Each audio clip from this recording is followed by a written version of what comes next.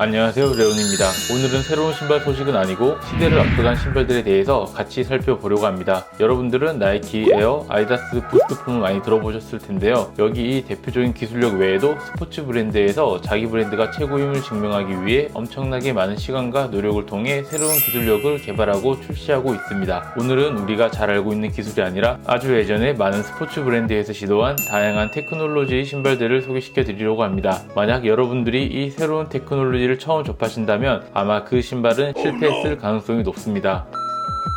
오늘은 먼저 아디다스 편을 소개시켜드리고 다음번에도 또 다른 브랜드들의 비우니 기술들에 대해서 소개시켜드리도록 하겠습니다. 제 영상이 재미있다면 구독과 좋아요 부탁드리고 그럼 바로 시작하겠습니다.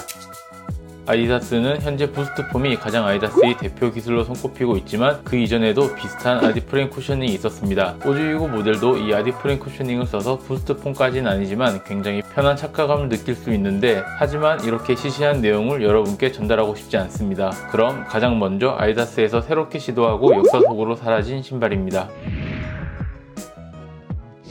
가장 먼저 소개시켜드리는 모델은 아디다스 스프링 블레이드 모델입니다. 이 모델을 아시는 분들도 계시겠지만 스프링 블레이드는 2014년도에 발매된 아디다스의 러닝화 모델입니다. 신발의 가피는 일반적인 러닝화처럼 생겼지만 아웃솔은 약간 진해를 떠올리는 듯한 신기한 디자인으로 되어 있습니다. 아디다스는 이 아웃솔을 블레이드라고 표현하는데 16개의 독립적인 날로 이루어져서 지면에 닿게 되어 있는데 지면에 닿는 면적이 적기 때문에 아디웨어라는 아웃솔 테크놀로지도 같이 접목시켰다고 합니다. 그리고 여기 블레이드 부분은 각 부분마다 다른 탄성을 가져서 추진력을 더욱 잘 받을 수 있게 설계되었다고 합니다. 당시에 209,000원을 출시되어서 굉장히 비싼 러닝화 중 하나였는데 솔직히 이 금액을 주고 신발을 사서 주변에서 신기하게 쳐다보는 눈빛을 감당하기는 쉽지 않았던 것 같습니다. 저도 실제로 신어봤는데 생각보다 무겁고 불편했던 기억이 있습니다. 해외에서는 가끔씩 새로운 버전들이 나오고 있는 것 같지만 아쉽게도 빨리 잊혀진 비운의 모델 중 하나입니다.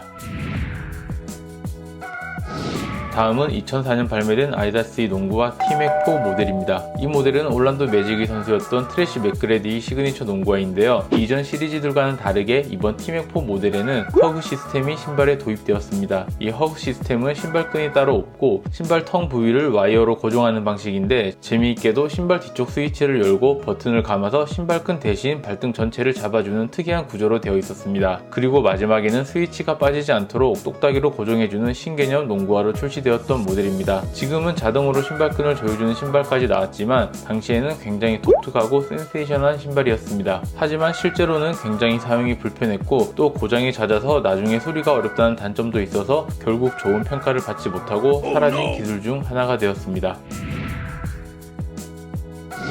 다음은 아디다스의 가장 혁신적인 운동화라고 생각하는 인공지능 쿠셔닝 시스템 러닝화 아디다스 원 모델입니다. 이 신발은 2005년에 러닝화로 공식 발매되었는데 신발 아웃솔 중간에 모터와 케이블이 들어가 있어서 달릴 때 뒤꿈치가 바닥에 닿으면 센서가 자동으로 감지해서 현재 러닝 환경에 맞춰서 쿠셔닝이 자동으로 바뀌는 굉장히 특이한 신발입니다. 하지만 2005년은 아직 기술력이 많이 부족했던 시절이라 배터리를 넣는 방식으로 조금 무거웠던 단점이 있고 한 번의 배터리로 평균 100시간 동안 사용이 가능했다고 합니다. 또 지금처럼 케이블을 통한 충전은 되지 않았습니다. 미국에서 출시 가격은 250불이었고 국내는 약 29만원에 가깝게 출시되었던 걸로 기억하는데 저도 이 모델에 대해서 관심이 많았지만 당시에 학생이라서 이렇게 비싼 신발을 살 수가 없었고 나중에 아울렛에 아디다스 원이 나온 걸 봤는데 맞는 사이즈가 없어서 못 샀던 기억이 있습니다. 이 기술은 다시 한 번 더 보완해서 지금 출시해도 괜찮지 않을까 생각하는 모델입니다.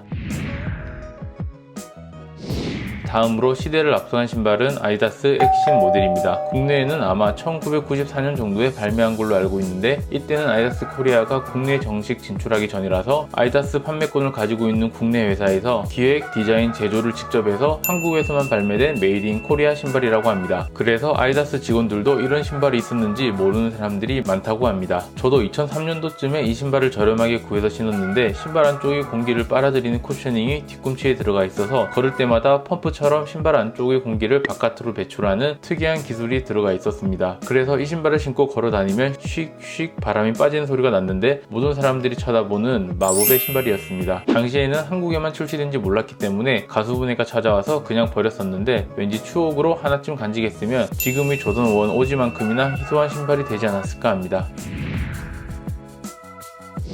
다음으로는 다시 아디다스 고유의 기술력으로 발매된 A-큐브 농구화입니다. 모델명은 A3로 표기되지만 실제로는 A-큐브라고 불렸는데요. 이 모델은 비슷한 시기에 출시된 나이키 샥스 쿠셔닝과 비슷한 디자인을 가지고 있었습니다. 샥스의 경우는 4개의 PU 소재로 된 충격흡수 컬럼으로 되어 있었다면 A-큐브는 각기 다른 강도를 지닌 충격흡수 구조물로 되어 있어서 조금 차이가 있었습니다. 당시에는 폴리우레탄이 농구화의 대표적인 충격흡수 소재였고, 폴리우레탄의 단점이 무게를 줄이기 위해서 중창에 구멍을 뚫은 뒤에 충격흡수가 뛰어날 것 같은 디자인을 하고 마지막으로 마케팅으로 기술력을 과시하는 이런 스토리가 아니었나 생각합니다. 하지만 샥스도 폴리우레탄 최대 단점인 가수분해를 이기지 못하고 약한 내구성으로 인해 서서히 묻혀버린 기술 중 하나라고 생각합니다. 저도 당시에 친구들과 샥스와 A-큐브 중에 어떤 게 더 좋은지, 누가 먼저인지 많은 이야기를 나눈 추억이 있습니다.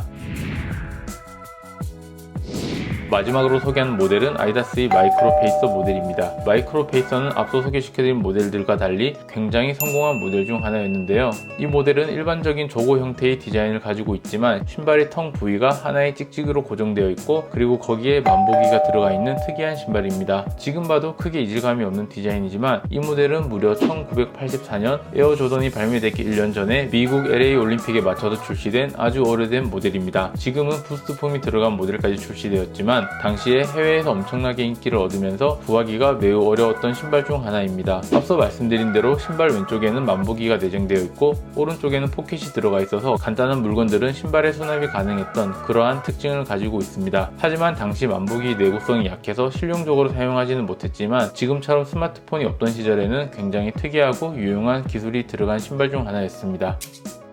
네, 오늘은 이렇게 시대를 앞서간 비운의 신발들을 소개시켜 드렸는데요. 지금 와서 보면 이 신발들이 굉장히 유치하고 웃기기도 하지만 그 당시 스니커즈 매니아들에게는 굉장히 센세이션한 신발들이었습니다. 지금까지 이렇게 많은 시도들이 있었기 때문에 울트라 부스트나 이지 부스트 같은 모델들이 현 시대에 나오지 않았을까 생각합니다. 원래는 다른 브랜드들까지 소개시켜 드리려고 했지만 자료를 정리하다 보니까 내용이 조금 길어져서 2부와 3부로 나누어서 컨텐츠를 올리도록 하겠습니다. 오늘 영상이 재미있으셨다면 구독과 좋아요 부탁드립니다. 그리고 여러분들이 알고 계시는 시대를 앞서간 신발들이 있다면 댓글로 남겨주시면 다음 컨텐츠에 참고하도록 하겠습니다. 그럼 다음번에도 더 유익한 영상으로 돌아오겠습니다. 영상 끝까지 시청해주셔서 감사합니다.